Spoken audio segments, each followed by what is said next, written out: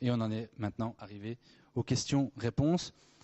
Alors pour stimuler un petit peu l'enthousiasme, parce que c'est toujours les premières questions qui sont les plus difficiles à poser, il y aura un t-shirt pour les premières questions, et un t-shirt, hop là, qui va directement à la question posée tout à l'heure par rapport aux plantes.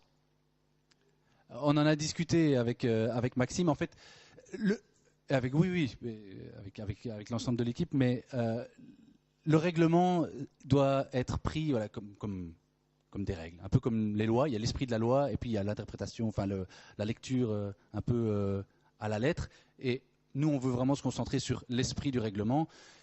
Pourquoi les êtres vivants avaient été interdits à la base? C'était pour éviter que des hamsters se retrouvent enfermés dans une roue pendant 8 heures le jour de la compétition. Ça, c'était au niveau voilà, purement éthique. Et puis, il y avait aussi un autre problème, mais qui, encore une fois, portait plus sur être vivant au sens de animaux et hommes compris. C'était qu'on ne voulait pas que l'intervention d'un animal dans la machine contrecarre le concept de réaction en chaîne.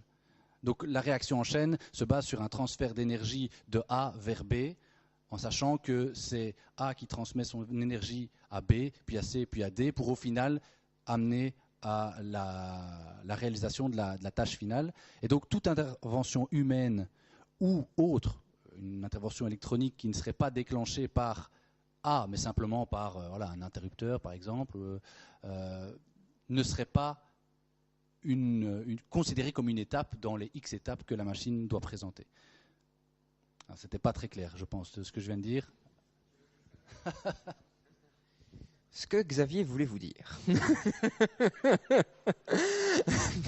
c'est que les animaux sont interdits dans les machines pour garantir que le transfert d'énergie ne soit pas interrompu par un hamster qui tournerait de façon perpétuelle dans sa roue.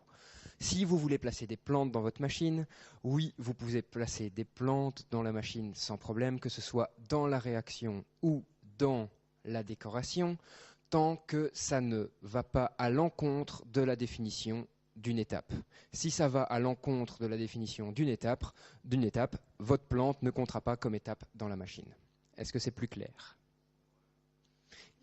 Voulez-vous parler concrètement du cas qui vous intéresse ?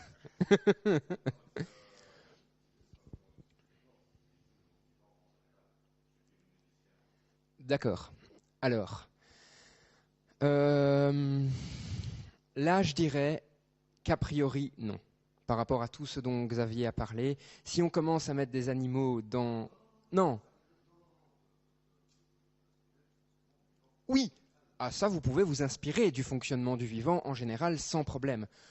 Ça, il n'y a pas de souci tant que ça reste de l'inspiration et que c'est pas qu'il commence pas à y avoir 50 phasmes dans la machine, etc. quoi.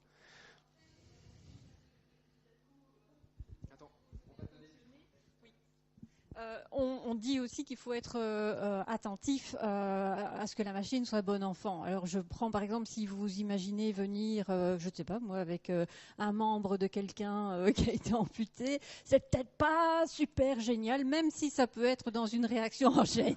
Ça, non, on n'est pas Halloween. Mais oui, c'est sans doute pas votre idée. Mais comme ça m'y fait penser, je me dis si d'autres ici y pensent aussi, non, on ne va pas. Non, on doit faire attention à tout. Mais c'est vrai qu'on peut imaginer plein de choses. Donc du moment que ça reste bon enfant, du moment que on est dans les transferts d'énergie de A vers B, ben je pense qu'il n'y a pas vraiment de souci. Hein. Après, si vous voulez parler de votre idée plus précisément, n'hésitez pas à nous envoyer un mail et comme ça on valide l'idée pour vous dire oui c'est bon, c'est dans le cadre ou non, on vous conseille pas de faire ça pour telle et telle raison et comme ça vous aurez votre réponse.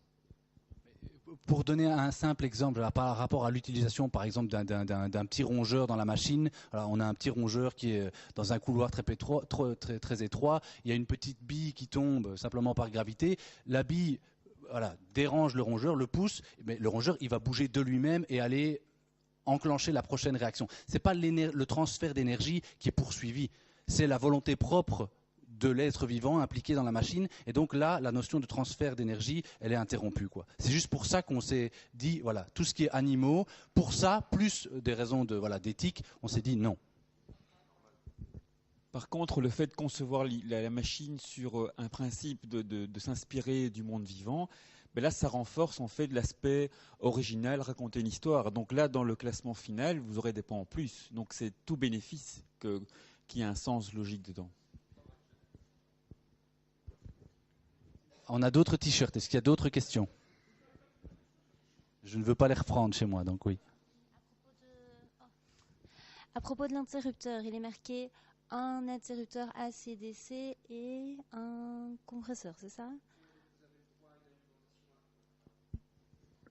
Vous avez droit à une alimentation AC/DC. Donc ce qu'on entend par une alimentation AC/DC, c'est soit du courant continu, soit du courant alternatif. Ça, c'est à vous de choisir. Mais une alimentation, ça peut être un multiprise, hein. Donc, vous n'avez pas droit à une prise dans votre machine, soyons bien clairs. C'est bon. Ouais, sans problème. Après, n'oubliez pas que dans les réactions parallèles, il y a eu une actualisation du règlement cette année-ci par rapport à l'année passée. Ne sont comptabilisées que comme réactions les actions qui mènent à la tâche finale. Et n'oubliez pas non plus qu'il ne faut pas avoir nécessairement plus de réactions, puisque je ne sais pas si vous avez vu dans l'évaluation, cette année, nous n'accordons pas de points supplémentaires par étape supplémentaire, par rapport au minimum imposé. D'accord ? C'est juste qu'on donne des points, enfin, non, en l'occurrence, on retire des points si le nombre d'étapes minimum n'a pas été atteint. Et donc, pour une équipe qui n'arriverait pas au bout du processus et qui aurait une machine mais qui n'a pas le nombre d'étapes minimum requis, vous pouvez tout à fait participer, hein, il n'y a pas de problème. Votre équipe sera, verra les jurys discuteront avec vous, etc. Il n'y a pas de problème par rapport à ça. D'accord ? C'est juste que vous avez une pénalité de 10% sur le score total puisque vous n'avez pas atteint l'objectif, le cadre imposé par le concours. Alors, attention, ça c'est les t-shirts de l'année passée.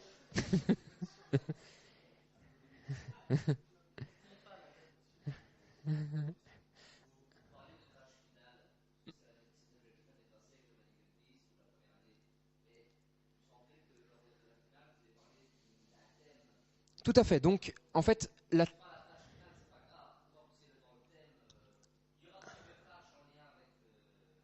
ouais. Alors, attention, attention, dans le règlement, la tâche ultime, donc la dernière tâche qu'on appelle la tâche finale de la machine, est inspectée pour vérifier si elle est originale et si elle est en adéquation avec le thème. Donc, si vous voulez partir sur une autre idée, arrangez-vous peut-être pour que cette tâche finale soit une des tâches que vous avez imaginées qui est en lien avec le thème.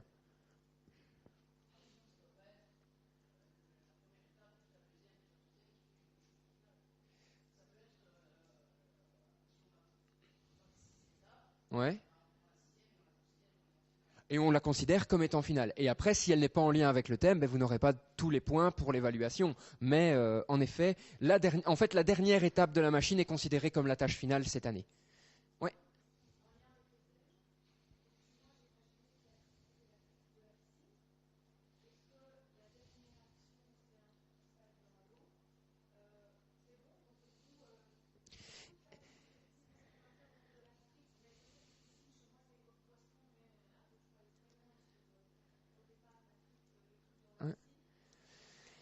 Alors, ouais. Idéalement, il faudrait que la frite intervienne dans la dernière étape, quelle que soit sa forme. Donc, si par exemple, votre dernière étape, c'est un bonhomme qui sourit, ben, il a la frite, c'est bon. Okay ? On peut pousser le délire très très loin, il n'y a pas de souci. Mais il faut pouvoir expliquer, parce que ce sera les jurés qui évalueront ça. Donc, prévoyez une explication pour les jurés. Il faut que le message passe, c'est ça. Après...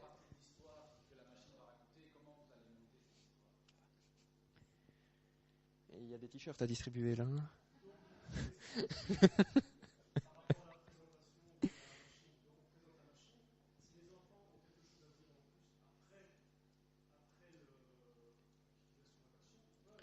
Alors, ouais. Alors, oui, idéalement,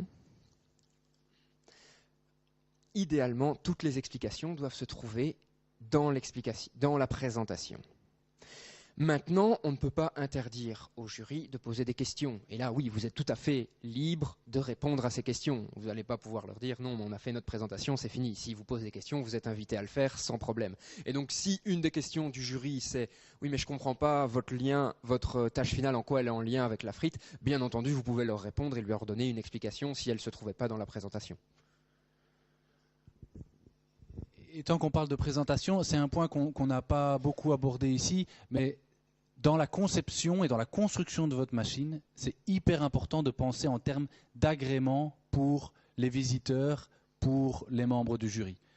Essayez de concevoir dès le départ votre machine dans l'espace en vous posant la question, voilà, qu'est-ce que moi, visiteur, lors de la finale, ou qu'est-ce que moi, membre du jury, je vais pouvoir voir de cette machine?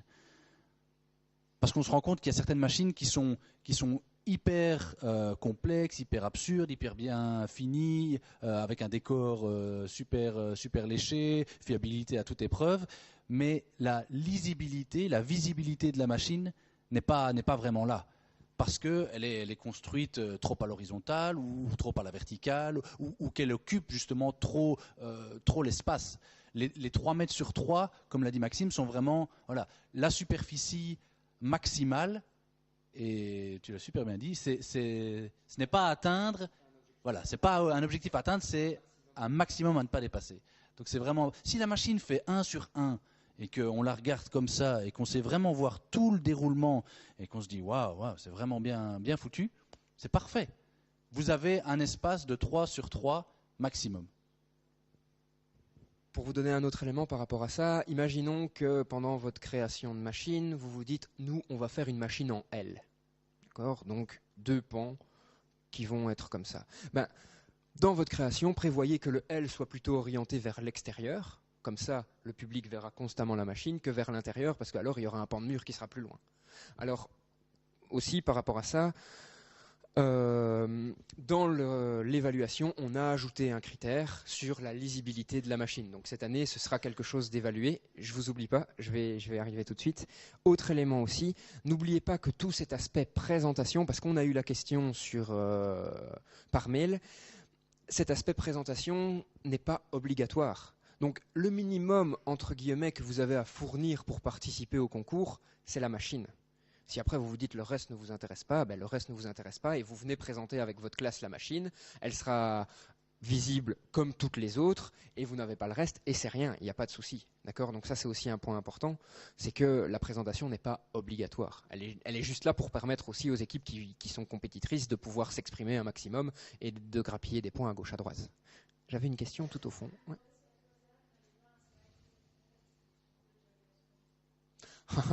Eh bien, en fait, on l'avait préparé. Ouais. Voilà.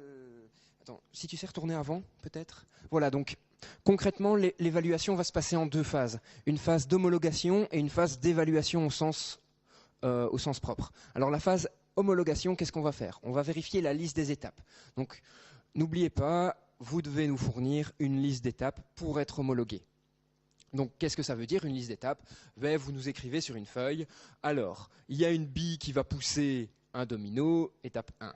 Il y a le domino qui va pousser une voiture, étape 2, et ainsi de suite. D'accord ? Et cette liste sera analysée avec les homologateurs, donc les personnes qui vont venir vérifier que votre machine respecte toutes les règles, et on comptabilisera ainsi le nombre d'étapes et on vérifiera si vous avez atteint le nombre d'étapes à atteindre pour votre catégorie. Ensuite, on vérifiera tous les critères disqualifiants. Donc ça, on en a parlé dans la présentation précédente. Donc c'est pas d'explosion, pas de flamme, pas d'arc électrique, etc. Et ensuite, on vérifiera les critères pénalisants. Alors, qu'est-ce qu'on entend par critères pénalisants ? Eh bien, en fait, c'est, par exemple, votre machine est un petit peu plus grande que 3 mètres. Eh bien, là, c'est un critère pénalisant. Qu'est-ce que ça veut dire ? Tout critère pénalisant induit une perte de points de 10%. Donc, ça veut dire que si votre machine est trop grande en longueur, en largeur, en hauteur, moins 30%. Si ça veut dire que vous n'aviez pas 10 réactions alors que vous êtes en catégorie 1, mais vous en avez 8, moins 10%. D'accord ? Donc, chaque critère pénalisant enlèvera 10% du score total. Et ensuite, on passe à l'évaluation. Donc ça, les membres du jury vont passer avec un horaire qu'on vous communiquera en temps et en heure, et sont évalués. Donc l'aspect général est l'histoire racontée. Donc ça, c'est le travail qu'on a fait dans l'exposé précédent pour essayer de trouver une histoire que va raconter votre machine. Alors ce point-là n'est pas négligeable. C'est un des points les plus pondérés, c'est 10 points. L'utilisation d'objets détournés, donc ça c'est l'utilisation d'objets de la vie de tous les jours, donc le fait d'avoir recyclé des jouets, le fait d'avoir été chercher pas des planches en bois au bricot, mais d'avoir pris des planches qui sont peut-être un peu tordues, etc. Donc c'est vraiment essayer de recycler des objets plutôt que de consommer. La lisibilité et la visibilité de la machine, c'est le point dont on parlait précédemment. Donc c'est est-ce que pour le jury et pour le public, la machine est bien visible, les réactions se passent bien. Alors, au niveau de la vitesse des réactions aussi, est-ce que toutes les réactions se passent comme ça, ou est-ce qu'alors ça prend vraiment son temps, il y a des choses qui ralentissent peut-être parfois pour que le public puisse se rendre compte d'où on en est dans la machine, etc. L'exécution de la tâche finale. Donc là, est-ce que votre machine exécute une tâche finale? On entend par tâche finale la dernière tâche de la machine qui, a priori, est définie comme étant en lien avec le thème de la frite. Donc essayez de faire en sorte que votre dernière étape ait toujours un petit clin d'œil au thème de la frite. L'exécution de la tâche finale ne peut pas être actionnée par un être humain. Donc si l'action, donc la réaction avant la tâche finale ne s'exécute pas toute seule, votre tâche finale n'est pas validée. D'accord ? Ça doit être la machine qui exécute la tâche finale. Vous ne pouvez pas dire « Ah, ma machine là a planté, je vais baisser la machette pour couper le crin du doudou ». Ça ne marche pas. Ce n'est pas une exécution. L'originalité et l'adéquation avec le thème. Donc, est-ce que votre machine, d'une part, est originale et est-ce qu'elle est en lien avec le thème? Parce que si vous commencez à faire des poissons rouges partout sur votre machine, mais que vous n'expliquez pas que en fait, les poissons, c'est des poissons frites, je ne sais pas, eh bien, il n'y a pas de lien avec le thème. D'accord ? Alors, ensuite, les interventions. Donc, en fait, vous avez 10 points, et par intervention, ça vous enlève 1 point. Donc, ça veut dire que si vous faites 3 interventions, vous n'aurez plus que 7 points plutôt que les 10. D'accord? Donc, c'est... Oui?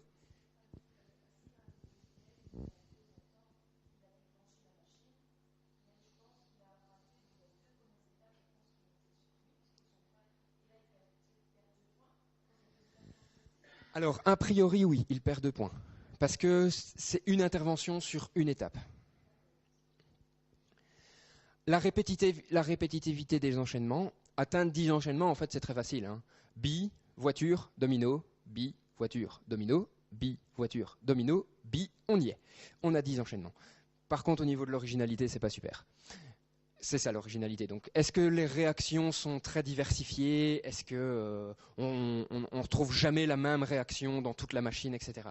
Alors, ce critère, vous voyez que par exemple, pour les catégories de primaire, il est évalué de la même façon, mais il est plus facile à atteindre. Les catégories de primaire ont 10 réactions à faire, les catégories 4 ont 25 réactions à faire. Donc, l'originalité est plus difficile à atteindre dans 25 réactions que dans la répétitivité, pardon. L'originalité, là, c'est est-ce qu'il y a une réaction qu'on a vue nulle part ailleurs? Est-ce que cette réaction-là, quand on la voit, on fait waouh, impressionnant. Ça, c'est l'originalité. L'originalité des enchaînements, ça peut jouer parfois que sur un seul enchaînement. Hein. Il suffit d'un seul enchaînement pour se dire waouh, c'est incroyable. Le journal de bord. Alors, le journal de bord, il sera évalué, et j'ai oublié de le noter sur... Je pense que c'est 3 et 3, donc 6 points. Je pense que c'est 6 points. Donc, 3 points pour la forme, 3 points pour le fond. Et même chose pour la présentation orale, 3 points pour la forme, 3 points pour le fond, à vérifier. Je suis pratiquement sûr de ce que je dis, mais à vérifier.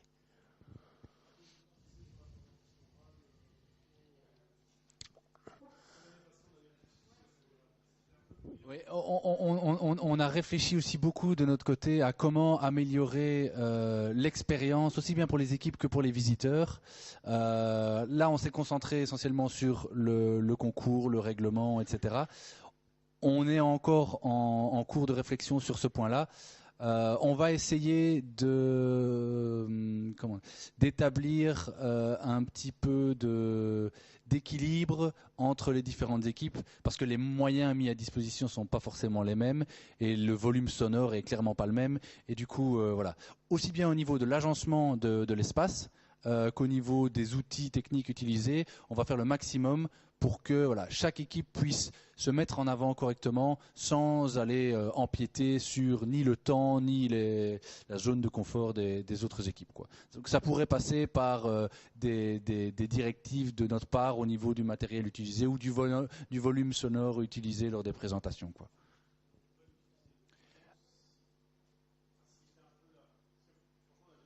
Oui, mais là c'est vraiment en cours là. Pour vous dire une idée qu'on a eue, on s'est dit pourquoi est-ce qu'on n'achète pas, si on a 50 équipes, pourquoi est-ce qu'on n'achète pas 50 porte-voix, des porte-voix mécaniques, des bêtes entonnoirs, et chaque équipe se présente avec ça, tout le monde sera audible, sans pour autant porter au-delà du périmètre nécessaire pour le public, quoi. Donc on a pensé à ce truc-là. Est-ce que ça va prendre cette forme-là ou pas? Donc peut-être que chaque équipe pourra au final venir avec sa radio, mais il faudra à ce moment-là trouver une manière de délimiter le nombre de décibels, etc. Donc voilà, c'est encore en cours.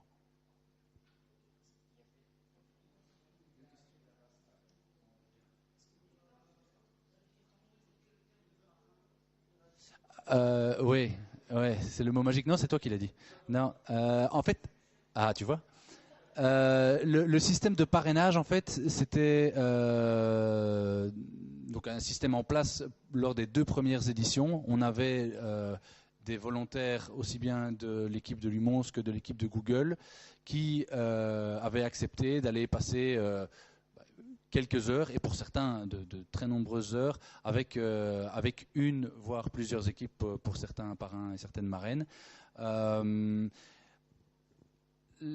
Ça a eu des retombées, un impact positif sur les équipes. Le problème auquel on est confronté, c'est tout simplement qu'on ne peut pas assurer ce service, entre guillemets, pour toutes les équipes.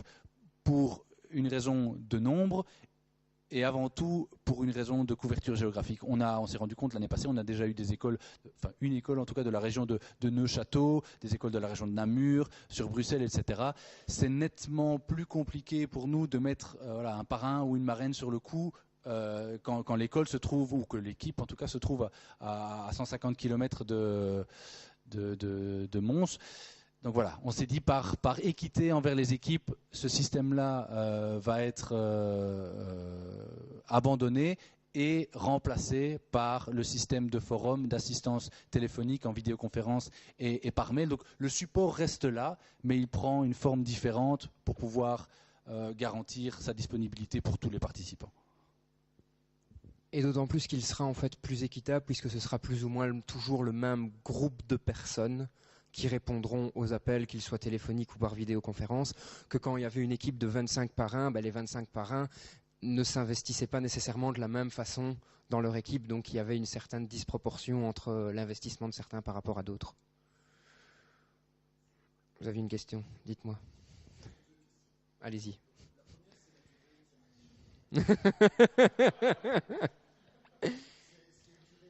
Oui, il y a une durée maximale. Il y a une durée maximale qui est spécifiée dans le règlement. Et de tête, c'est donc par catégorie, dans l'ordre, 2 minutes, 2 minutes 15, 2 minutes 30, 3 minutes.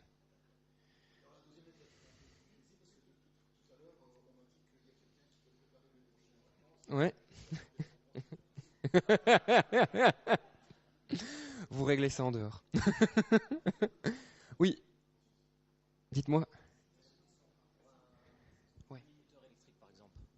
Si on veut utiliser un minuteur électrique, est-ce que c'est considéré comme une étape ou... Alors, le problème du minuteur, c'est que, comme son nom l'indique, a priori, il va exécuter quelque chose à un moment donné. Et donc, il n'y aura pas d'action avant ce minuteur. Donc, pour l'interrupteur, il n'y a pas de souci, puisqu'il y a quelque chose qui vient l'actionner. Pour le minuteur, comme rien ne vient l'actionner avant, a priori, je dirais que ça ne compte pas comme étape. Maintenant, ça ne veut pas dire que vous ne devez pas mettre un minuteur. Ça veut juste dire que quand vous comptez vos étapes, ne comptez pas le minuteur comme une étape. Après, pour tout ce qui est originalité et répétitivité, ça va compter dedans. Donc, le minuteur peut être utilisé, mais sachez qu'il ne sera pas validé comme une étape a priori. L'interrupteur et ce qui serait actionné, il permettrait juste de distendre le temps. Ça ne veut pas dire que c'est une étape. Non, ça ne veut pas dire que c'est une étape. parlais aussi de faire attention à tout ce qui est quand on prépare le projet, de dire il faut savoir le transporter ou quoi que ce soit. Ici, c'est la première fois qu'on le fait. Quand on arrive ici, est-ce qu'on peut se dire, moi j'ai de la place chez moi, je le mets dans ma remorque, je commence à le monter. Est-ce qu'ici on sait l'apporter facilement chez vous Alors, ça se fait dans, je ne sais pas si vous voyez l'Automons Expo à Mons ou pas, c'est un grand hall d'exposition, un hall de tennis énorme. Il y a des portes camions qui font, à mon avis, 3 mètres de haut. Le transport est à assurer par les équipes. Après, une fois que vous arrivez sur place, vous pouvez, pour les camionnettes de gabarit normal, rentrer même dans le hall des expositions et aller déposer directement sur votre stand. Et sur votre stand, vous aurez, sans doute comme l'année passée, des tables à disposition et un accès avec une prise électrique, quoi. Donc au niveau accès, voilà, si vous savez le transporter, accéder au site, ce ne devrait pas être un souci.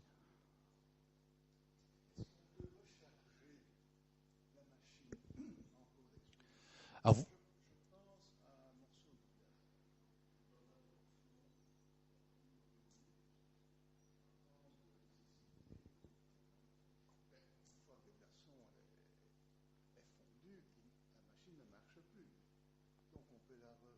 donc, est-ce qu'on peut recharger la machine? Et monsieur parlait d'un glaçon, par exemple, qui intervient dans les réactions en chaîne et qu'il va falloir remplacer une fois qu'il est fondu.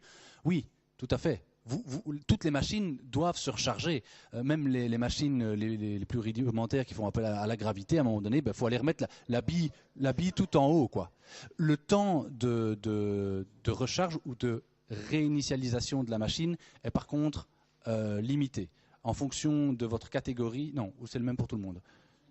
10 minutes pour tout le monde. Il y a un nombre de, je pense que c'est 3 ou 4 intervenants sur 3 personnes qui peuvent intervenir sur la machine. Et en 10 minutes, ces 3 personnes doivent être capables de réinitialiser l'ensemble des réactions en chaîne pour que la machine puisse reprendre une nouvelle démonstration. Mais oui, recharger, c'est nécessaire, tout à fait. Donc, juste si je peux ajouter quelque chose, si vous utilisez un glaçon dans votre machine, hypothétiquement, n'oubliez pas que le temps de réaction est limité par contre, lui. Donc ça veut dire que si votre glaçon prend 2 minutes pour fondre alors que vous avez 2 minutes 15 secondes pour tout le reste, ça va être un peu délicat. Il faut le garder à l'esprit. Ouais, dites-moi.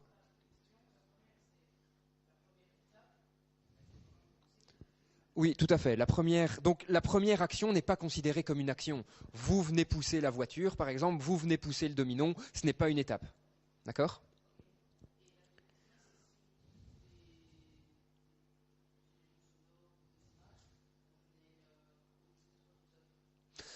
Vous devez avoir les droits d'auteur de l'image. Donc on indique dans le règlement que vous êtes responsable de l'utilisation de tout matériel média et donc il vous est tenu de vérifier que vous disposez bien des droits d'auteur. Alors juste avant, je pense que... Non, c'est fini. Ouais, dites-moi.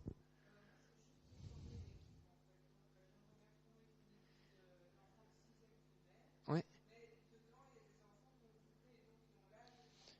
Ouais. Alors... C'est vrai que je voulais réagir à ça et le règlement a bien été conçu pour ça. Donc ce n'est pas l'âge des participants qui définit leur catégorie, mais bien leur degré scolaire. Donc si vous avez des élèves qui sont en 6e primaire, ils sont considérés en catégorie 1, quel que soit leur âge. D'accord ? Par pitié, dans les écoles, ne faites pas tripler des gens pour les garder le plus longtemps possible. Ça s'applique pour les groupes scolaires. Si le groupe est non scolaire, là, à ce moment-là, c'est l'âge des participants qui jouent, quoi. Non, toujours réto. C'est le degré scolaire. C'est tout le temps le degré scolaire. C'est indiqué, clairement. Autant pour moi. Alors, le seul entorse au niveau du degré scolaire, c'est pour la catégorie 4. Alors là, je vais reprendre un exemple concret. Imaginons, vous êtes prof, vous encadrez une classe de primaire. Donc, a priori, vous êtes encadrant et donc ils sont en catégorie 1. Les élèves vous disent « Ouais, mais monsieur, ce serait vraiment bien que vous participiez avec nous, devenez notre capitaine, participez activement à la machine. » Vous passez en catégorie 4. Voilà la différence, d'accord ? Donc, vraiment, c'est par rapport au niveau scolaire. Et on a eu le cas l'année passée, on a eu une équipe de 5e secondaire, si je me souviens bien, qui ont demandé à leur professeur d'être un membre actif de l'équipe, et donc ils sont passés en catégorie 4. Voilà. Et donc le degré scolaire compte pour les 3 premières catégories, et après en fait on tombe dans la catégorie 4 automatiquement.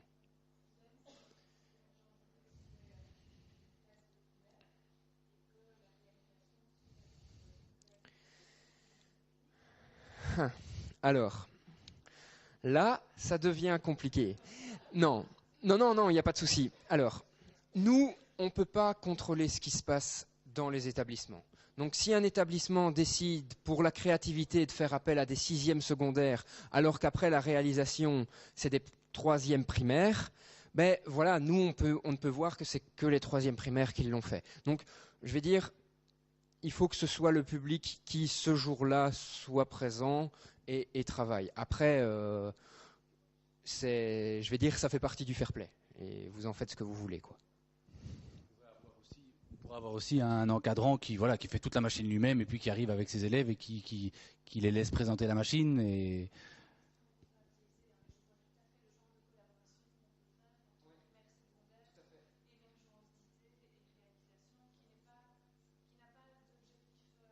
ouais.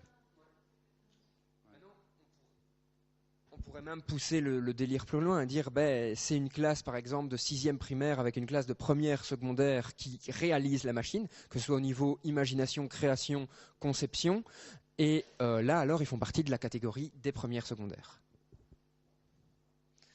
Ouais, non, là, d'accord. Allez-y.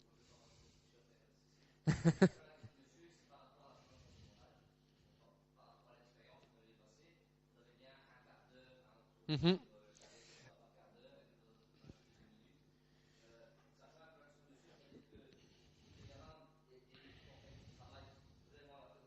Ouais.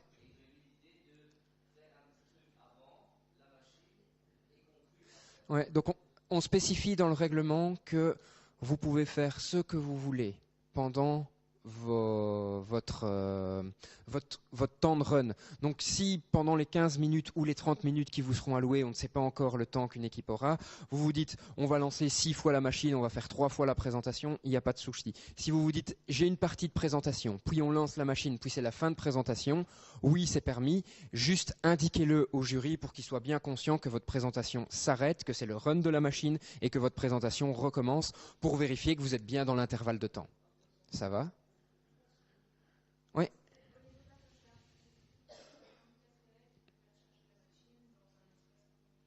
3 minutes. 3 élèves, pardon. Ouais. Non. Le prof, donc l'encadrant, pour la catégorie 1, 2, 3, le prof est qualifié d'encadrant, donc c'est une personne qui, a priori, n'intervient pas jamais. On est bien conscient que dans les classes, ce n'est pas le cas et il n'y a pas de souci. Mais le jour de la compétition, par contre, on est extrêmement attentif à ce que le prof n'intervienne pas sur la machine. Donc, que les élèves soient autonomes sur la remise en route de la machine. Alors, cela ça sera vérifié objectivement, on ne peut pas le vérifier tout le long du concours. Hein. Donc, cela ne sera vérifié que durant l'homologation. Donc, ça veut dire que durant l'homologation, on va demander d'exécuter un run, donc une mise en marche de la machine, pour vérifier le temps. Et une fois que cette machine arrive au bout, on va indiquer aux personnes qu'elles ont 10 minutes pour remettre en marche leur machine. Et là, on vérifiera bien entendu que le prof n'intervient pas. D'accord ? C'était clair comme... Super. Ouais.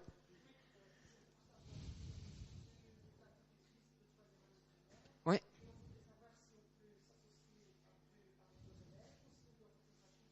Non, vous faites ce que vous voulez.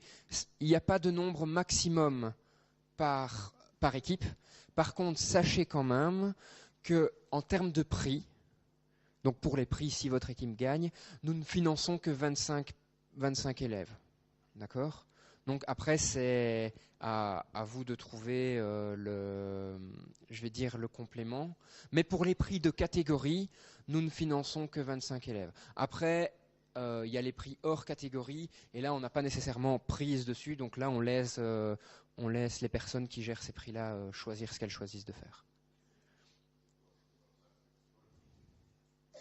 Alors, les prix, on les a indiqués sur Facebook. On les a indiqués sur Facebook. Donc, pour la catégorie 1, si je me souviens bien, cette année, c'est la Maison des Maths pour toute la classe. Pour la catégorie 2 et la catégorie 3, c'est au choix soit un voyage en lien avec les STEM, donc Cité des Sciences, Eurospace Center, etc. Ou alors équiper un espèce de mini Fab Lab pour l'école. Donc une imprimante 3D, une petite découpeuse laser et la formation qui va avec pour utiliser les outils.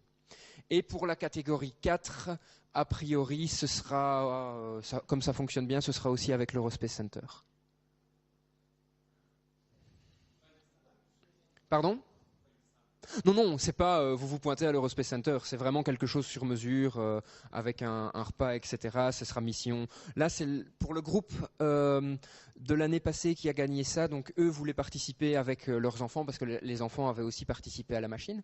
Et donc, ce sera la mission Ariane, avec un coach qui leur est propre toute la journée, et après une séance de planétarium et une visite de l'expo qu'ils ont pour l'instant avec le coach. Voilà.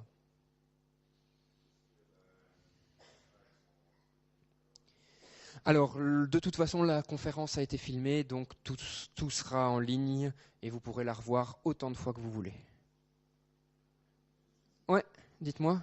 Non ? D'accord.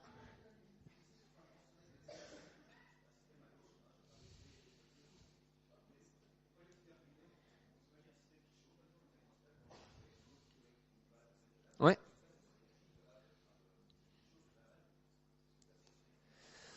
Alors, tant que la chaleur active le transfert d'énergie, oui, on le considère comme un transfert d'énergie. Si maintenant on se rend compte que votre Arduino actionne tout le temps la vanne alors que ça chauffe pas, ben voilà. Et en prime, vous avez triché, donc moins 10%.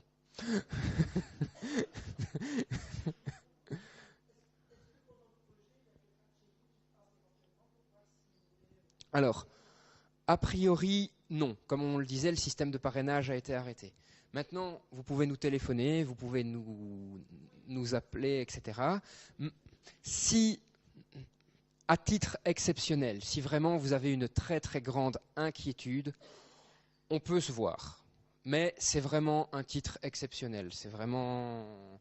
Parce que si on commence à dire oui, on peut se voir, etc., le jour où on aura 200 équipes, parce qu'on va les avoir, n'est-ce pas Xavier? Oui. Donc, après, on est tout à fait ouvert aux vidéoconférences. Donc, si vous voulez faire une vidéoconférence pour nous montrer des choses, si vous voulez nous envoyer des dessins, si vous voulez nous envoyer des photos de votre machine pour dire là, j'ai un problème, qu'est-ce que je peux faire? On peut le faire. Il n'y a pas de souci. On évite juste au maximum l'intervention humaine sur place. C'est un secret. Le nombre d'équipes inscrites sera donné à la fin des inscriptions. Le 15 décembre.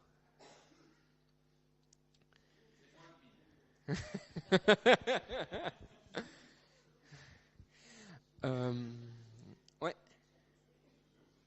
Oui, un encadrant peut suivre plusieurs équipes sans problème. Il n'y a pas de souci par rapport à ça. Parfois, c'est plus simple que quand on a des grands groupes, c'est plus simple de diviser en deux. Oui, tout à fait. Pas nécessairement. Alors, n'oubliez pas que dans le règlement, il est indiqué que pour la visibilité de la machine, vous aurez 2 faces visibles. Donc, après la disposition, on respectera ces 2 faces, mais on ne sait pas encore vous dire comment on le fera. Vous voulez une surélévation ? L'année passée, on a proposé, on a eu l'idée, on l'a pas vraiment. On a proposé que les équipes puissent avoir des tables pour faire reposer leur machine plus haut. On peut le reproposer cette année. Par contre, les praticables, on a réfléchi à l'idée et on trouve que c'est pas une bonne idée parce que les praticables, dès qu'on monte dessus, ça bouge dans tous les sens et donc votre machine, elle va foirer, quoi. Voilà. Donc, mais oui, il y aura des tables à disposition pour les équipes pour pouvoir surélever leur machine s'ils le souhaitent. N'oubliez pas que si vous avez une machine de 2 mètres et que vous la surélevez d'1 mètre, elle est à 3 mètres. Il n'y a pas de souci pour les dimensions. Mais par contre, pour la visibilité de la machine, 3 mètres, c'est pas top. Non. Oui, mais s'il surélève d'1 mètre avec les tables, ça va? On aurait encore des questions? Pas du tout. Ouais. Excellente idée. Je ne sais pas vous, mais moi, ça commence à gargouiller. Et j'ai vu qu'il y avait des bonnes choses, donc j'ai encore plus faim. Donc, ce que je veux faire absolument, tant que tout le monde est encore un peu attentif, et que je n'ai pas la bouche pleine, c'est de remercier les partenaires sans qui tout ça n'est pas possible. Hein. Donc vous avez bien compris que c'est une organisation qui est vraiment soutenue par Google et par l'Université de Mons, ça c'est évident puisqu'on est là. Mais il y a également le PASS. Si on est au PASS aujourd'hui, c'est pas pour rien, c'est parce que c'est aussi un partenaire important. Il y a également la Maison des Maths, dont on a un représentant ici, qui offre des prix, etc., et qui est hyper actif dans tout ce qu'on fait, je dois dire, avec qui on collabore énormément, forcément, hein, les STEM, ça leur parle aussi.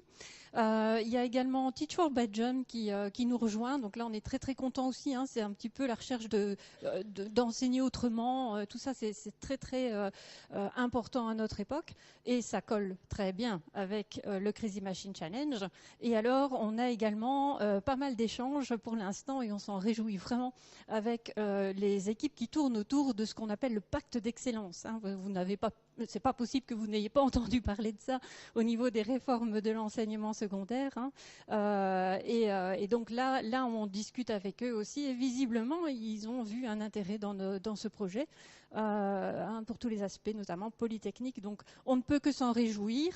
J'espère que ça vous encourage aussi, soit en tant que parents, en tant que jeunes, en tant qu'enseignants, en tant que directeurs, pour soutenir des équipes ou en créer vous-même, pour développer tout ce côté à la fois créativité, vous l'avez compris, c'est important, et également le côté projet et aspect polytechnique, avec y compris tout l'aspect théâtral de l'opération.